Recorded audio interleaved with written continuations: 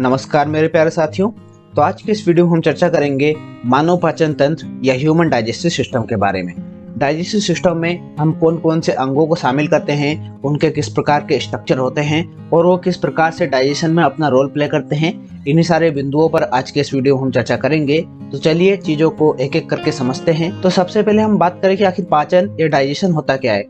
तो जितना भी भोजन हमारे शरीर के द्वारा ग्रहण किया जाता है वो होता है कार्बोहाइड्रेट, वसा और प्रोटीन जैसे जटिल और आघूलनशील अणुओं के फॉर्म में। मतलब ये जो अणु होते हैं ये जटिल होते हैं और हमारी बॉडी का जो लिक्विड होता है उसमें ये आघूलनशील होते हैं। अब इनको एंजाइमों और अम्लों की प्रक्रिया के फलस्वरूप और रासायनिक क्रियाओं के फलस्वरूप इनको सरल और घुलनशील अणुओं में तोड़ना, ये प्रोसेस कहलाती है डाइजेशन या पाचन। यही बात यहाँ पर लिखी हुई है कि भोजन के जटिल अणुओं को सरल अणुओं में परिवर्तित करने की प्रक्रिया पाचन कहलाती है। और इस प्रोसेस में, इस प्रक्रिया में जितने भी अंग शामिल होते हैं उनको हम सामूहिक रूप से बोलते हैं पाचन तंत्र या डाइजेस्टिव सिस्टम। ठीक है।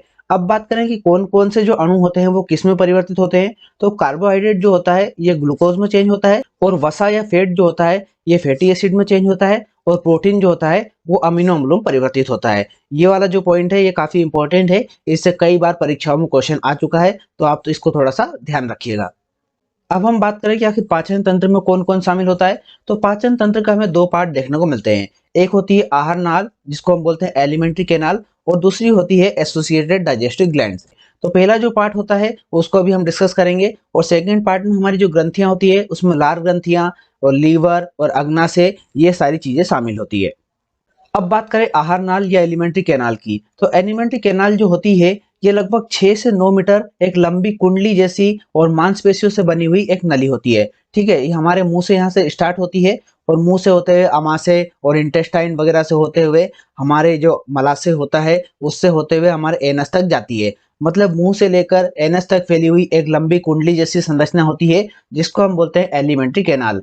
इसके 8 पार्ट हमें देखने को मिलते हैं। सबसे पहला होता है बकल कैविटी या मुख गुहा, दूसरा होता है ग्रिस्नी या फेरिंग्स, ग्रास नली, आमाशय या स्टोमैक, फिर होती है आंत या इंटेस्टाइन, उसके बाद मलाशय या रेक्टम, उसके बाद आता है गुदा या एनस, जो हमारी एलिमेंट्री कैनाल का सबसे आखिरी पार्ट होता है। चलिए इन सारे पार्ट्स को अब एक एक करके हम डिस्कस कर लेते हैं। सबसे पहले हम बात करें मुख गुहा या बकल कैविटी की। तो बकल कैविटी को हम ओरल कैविटी भी बोलते हैं। ओरल कैविटी जो होती है या बकल कैविटी जो होती है ये हमारे दोनों जबड़ों के बीच स्थित एक संरचना होती है। ठीक है। हमारे दोनों जबड़े होते हैं ना, उनके बीच में हमें कैविटी जैसी संरचना देखने को मिलती है, एक खाली स्थान देखने को मिलता है। अब इसका काम ये होता है कि जब भी हम भोजन को ग्रहण करते हैं तो उसको दांतों के बीच चबाने के लिए, उसको इधर उधर करने के लिए इसको स्थान प्रोवाइड करना, इसको थोड़ी सी जगह देना ताकि भोजन जो है वो अच्छे से मुंह हो सके और उसको दांत अच्छे से चबा सके। तो दांतों के बीच, जबड़ों के बीच स्थित एक संरचना है जिसको हम बोलते हैं बकल कैविटी। और ये दोनों जबड़ों के मध्य स्थित छिद्रनुमा संरचना है। मतलब इसमें पीछे की तरफ छेद होते हैं जिससे हमारा जो भोजन होता है वो आगे की तरफ हमारे शरीर में पहुंचता है। अब दूसरा पार्ट आता है ग्रसनी या फेरिंग्स। ग्रसनी या फेरिंग्स को हमने रेस्पिरेटरी सिस्टम वाले वीडियो में डिस्कस किया था, क्योंकि ये रेस्पिरेटरी सिस्टम और डाइजेस्टिव सिस्टम दोनों का ये पार्ट है। तो हमारी जो बकल कैविटी होती है इसका पिछला भाग कहलाता है ग्रसनी या फेरिंग्स। ठीक है। ये वाला पार्ट हमारा बकल कैविटी था। अब इसके पीछे हमें फेरिंग्स देखने को मिलता है जिसको हम ग्रसनी बोलते हैं। बात करें इसकी लंबाई की तो सामान्यतः इसकी लंबाई होती है 12 सेंटीमीटर के आसपास, और इसमें हमें दो छिद्र देखने को मिलते हैं। एक छिद्र होता है भोजन को निगलने के लिए और एक होता है श्वास लेने के लिए। अब जो भोजन को निगलने के लिए छिद्र होता है उसको हम बोलते हैं गलेट, या हिंदी में बोलते हैं इसको निगल द्वार। ठीक है। दूसरा छिद्र जो होता है वो होता है ग्लोटिस, जो हमारी श्वास नली में खुलता है और जिससे हम श्वास ले पाते हैं और जिसके जरिए हमारी बॉडी में हवा जाती है। ये जो ग्लोटिस होता है ना, ये ढका होता है एपिग्लोटिस नाम के एक संरचना से। एपिग्लोटिस नाम की एक संरचना होती है जो जब भी हम भोजन को निगलते हैं तो ये ग्लोटिस जो होती है, श्वास नली वाला जो जगह होती है, इसको ये बंद कर देती है जिससे हमारी श्वास नली में भोजन नहीं जा पाता है। अब हम बात करते हैं ग्रास नली या इजोफेगस की। तो ग्रास नली जो होती है ये मांसपेशियों से बनी हुई 9 से 10 इंच लंबी नली होती है। ठीक है। हमारी जो ग्रसनी हमने देखी थी इसके पीछे हमें 9 से 10 इंच लंबी एक नली देखने को मिलती है। इसको हम बोलते हैं इजोफेगस या ग्रास नली। इसका काम क्या होता है, ये ग्रसनी को आमाशय से जोड़ती है। ठीक है। यहाँ से हमारी ग्रसनी थी जो हमारी गर्दन के पास थी, और ये हमारा आमाशय है। इन दोनों को आपस में जोड़ने का काम होता है इजोफेगस या ग्रास नली का। ग्रास नली जो होती है ये भोजन यहाँ पर जब पहुंचता है तो इसमें एक प्रोसेस होती है, उस प्रोसेस को हम बोलते हैं क्रमानुकुंचन। क्रमानुकुंचन प्रोसेस में क्या होता है, ये नली फैलती है और सिकुड़ती है। जैसे हमने अब केचुए को देखा होगा, केचुआ जब आगे बढ़ता है तो फैलता है और सिकुड़ता है। तो उसी प्रकार की प्रोसेस हमें ग्रास नली में देखने को मिलती है और इसी प्रोसेस के जरिए हमारा जो भोजन होता है ये हमारी ग्रसनी से लेकर हमारे आमाशय तक पहुंचता है। ये वाला क्वेश्चन कई बार आ चुका है कि हमारी जो ग्रास नली होती है इसमें भोजन किस गति के कारण, किस प्रोसेस के कारण आगे बढ़ता है। यहाँ पर आपको ध्यान रखना है क्रमानुकुंचन या पेरिस्टालसिस। ठीक है, अब इसके बारे में एक और पॉइंट ये देखने को मिलता है कि ग्रास नली जो होती है ये किसी भी प्रकार की पाचन क्रिया में भाग नहीं लेती है। ठीक है, ना तो यहाँ पर कोई एंजाइम आकर मिलता है, ना ही यहाँ पर कोई केमिकल प्रोसेस होती है, तो किसी भी प्रकार की कोई भी पाचन की क्रिया नहीं होती है। तो पाचन तंत्र का इकलौता ऐसा पार्ट है जहाँ पर कोई भी पाचन की क्रिया नहीं होती है। अब हम बात करते हैं चौथे पार्ट की। तो चौथा पार्ट है हमारा आमाशय या स्टोमक। आमाशय या स्टोमक जो होता है ये हमारी एब्डोमल कैविटी में बाईं ओर स्थित होता है। ठीक है, लेफ्ट साइड में स्थित होता है और कुछ इस तरह की थैली जैसी संरचना होती है। बात करें इसकी लंबाई की तो इसकी लंबाई लगभग होती है 30 सेंटीमीटर के आसपास। अब बात करें आमाशय के अगले और पिछले भाग की, तो जो आमाशय का आगे वाला जो भाग होता है ना उसको हम बोलते हैं कार्डियक, और जो पीछे वाला भाग होता है इसको हम बोलते हैं पाइलोरिक। ठीक है, कार्डियक और पाइलोरिक नाम की दो संरचनाएं हमें यहाँ पर देखने को मिलती है और इनके जो बीच का पार्ट है, ऐसा मुड़ा हुआ जो पार्ट है उसको हम बोलते हैं फुंडिक या फंडिक। ठीक है, अब ये जो हमारा स्टोमक होता है इसकी जो भीतर की दीवार होती है वो बनी होती है कॉलमनर एपिथेलियम नाम के टिश्यूज से। ठीक है, कॉलमनर एपिथेलियम नाम की कोशिकाएं यहाँ पर पाई जाती है और ये कोशिकाएं बनाती है जठर ग्रंथि या गैस्ट्रिक ग्लैंड को। ठीक है, गैस्ट्रिक ग्लैंड हमारे आमाशय में पाई जाती है और उसी से हमारा गैस्ट्रिक जूस निकलता है जो हमारी जो डाइजेशन की प्रोसेस होती है उसमें बहुत ही इंपॉर्टेंट रोल प्ले करता है।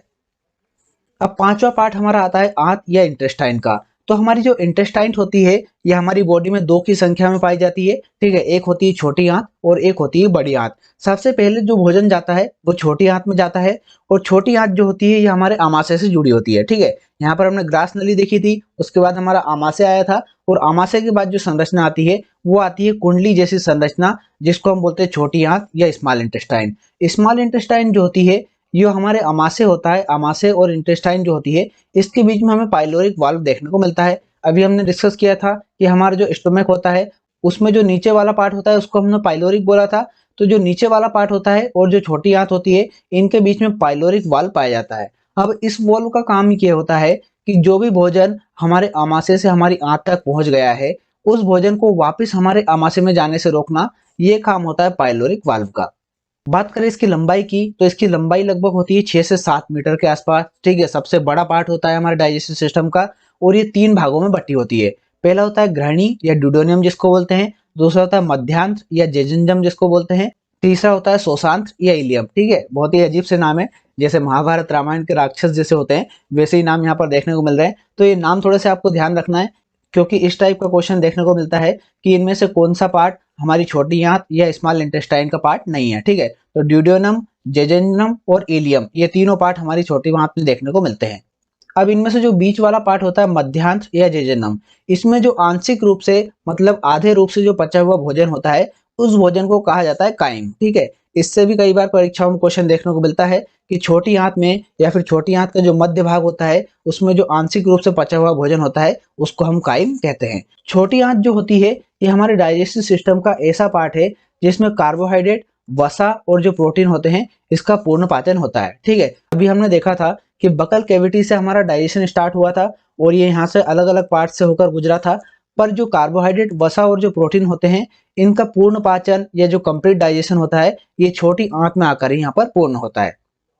अब अगला पार्ट हमें देखने को मिलता है बड़ी आंत का। बड़ी आंत जो होती है ये वैसे तो छोटी आंत की तुलना में इसकी लंबाई बहुत ही कम होती है, पर ये छोटी आंत की तुलना में थोड़ी चौड़ी ज्यादा होती है। ठीक है, तो बात करें इसकी लंबाई की तो इसकी लंबाई तो लगभग 1.5 मीटर के आसपास ही होती है, जबकि हमने छोटी आंत की लंबाई देखी थी लगभग 6 से 7 मीटर के आसपास थी। और बात करें इसकी चौड़ाई की तो इसकी चौड़ाई कुछ ज्यादा होती है, लगभग 6 से 7 सेंटीमीटर चौड़ी संरचना होती है। ये वाला स्ट्रक्चर आप देख पा रहे हैं जो चारों तरफ ऐसे फैला हुआ है ये कहलाता है बड़ी आंत।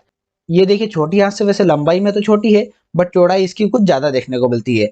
बड़ी आंत की अगर बात करें तो इसके दो मुख्य काम होते हैं। ठीक है, जो भी भोजन छोटी आंत से आ रहा है उसमें जो भी जल वहां पर बच रहा है उस जल का अवशोषण करना और जो भी अपचित भोजन है मतलब जो भोजन डाइजेस्ट नहीं हो पाया है उसको शरीर से बाहर निकालना। तो ये दोनों काम होते हैं बड़ी आंत के। ठीक है, छोटी आंत में हमने देखा था कि वहां पर कार्बोहाइड्रेट, वसा और प्रोटीन का पूर्ण पाचन हो रहा था और बड़ी आंत के कार्यों की बात करें तो यहाँ पर जल का अवशोषण होता है और जो भी अपचित भोजन होता है उसको शरीर से बाहर निकालने का काम बड़ी आंत का होता है। अब बड़ी आंत के भी कुछ भाग देखने को मिलते हैं। ठीक है, बड़ी आंत के 3 पार्ट होते हैं, उंडुक या सीसियम, वृद्धांत या कोलन और मलाशय या रेक्टम। ये 3 पार्ट हमें बड़ी आंत में देखने को मिलते हैं। ठीक है, बड़ी आंत और छोटी आंत के जो भी पार्ट्स है ना, इनको थोड़ा सा 1-2 बार लिख लिख के देख लेना, क्योंकि मिलते जुलते नाम है और परीक्षाओं में जब क्वेश्चन आएंगे ना तो ये काफी कंफ्यूजन करेंगे। ठीक है, तो इनको थोड़ा सा ध्यान रखिएगा।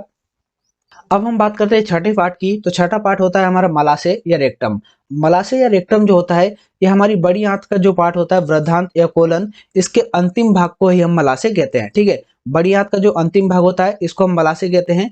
कुछ जानवर जो होते हैं इसमें कुंडली जैसी संरचना होती है, और मानव और कुछ जो अन्य स्तनधारी जानवर होते हैं इनमें हमें मलाशय सीधा देखने को मिलता है। ठीक है, बात करें इसकी लंबाई की तो लगभग 10 से 15 सेंटीमीटर इसकी लंबाई होती है। अब इसका काम ये होता है कि जो भी अपशिष्ट पदार्थ हमारे डाइजेस्टिव सिस्टम से डाइजेशन होने के बाद निकल कर आ रहा है उसको अस्थायी रूप से संग्रहण करके रखना।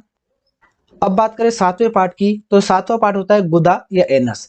एनस जो होता है ये हमारा जो मलाशय या रेक्टम होता है इसके अंतिम भाग के रूप में हमें देखने को मिलता है। बात करें इसकी लंबाई की तो लगभग 1 इंच लंबी ये नली होती है। अब इसका काम ये होता है कि जो भी अपशिष्ट पदार्थ हमारे मलाशय में स्टोर होता है उसको शरीर से बाहर निकालने का काम इसका होता है।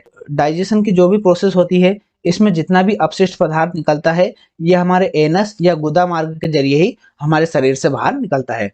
तो यहाँ पर हमने डिस्कस किया हमारे डाइजेस्टिव सिस्टम और उसके ऑर्गन्स के इंट्रोडक्शन के बारे में, जिसमें हमने एलिमेंट्री कैनाल को पूरी तरीके से पढ़ा। अगला जो वीडियो होगा उसमें हम डाइजेस्टिव ग्लैंड के बारे में पढ़ेंगे। ठीक है, डाइजेशन में कौन कौन सी ग्लैंड्स होती है, उससे कौन कौन से जूस निकलते हैं, कौन कौन से एसिड निकलते हैं, और उसमें किस तरीके की केमिकल प्रोसेस होती है और किस तरीके से भोजन डाइजेस्ट होता है। इन सारे बिंदुओं को हम अगले वीडियो में कवर करेंगे। तो उम्मीद करते हैं ये जानकारी आपको अच्छी लगी होगी। अच्छी लगी है तो प्लीज वीडियो को लाइक और कमेंट करके जरूर बताएं। साथ ही साथ हमारे चैनल को सब्सक्राइब करके बेल आइकन को प्रेस कर लें, ताकि ऐसे ही शानदार जानकारी वाले वीडियो जब भी हम अपलोड करें तो उनके नोटिफिकेशन आपको टाइम टू टाइम मिलते रहे। मिलते हैं नेक्स्ट वीडियो में, तब तक के लिए पढ़ाई करते रहिए, अपना ख्याल रखिए। बहुत बहुत धन्यवाद।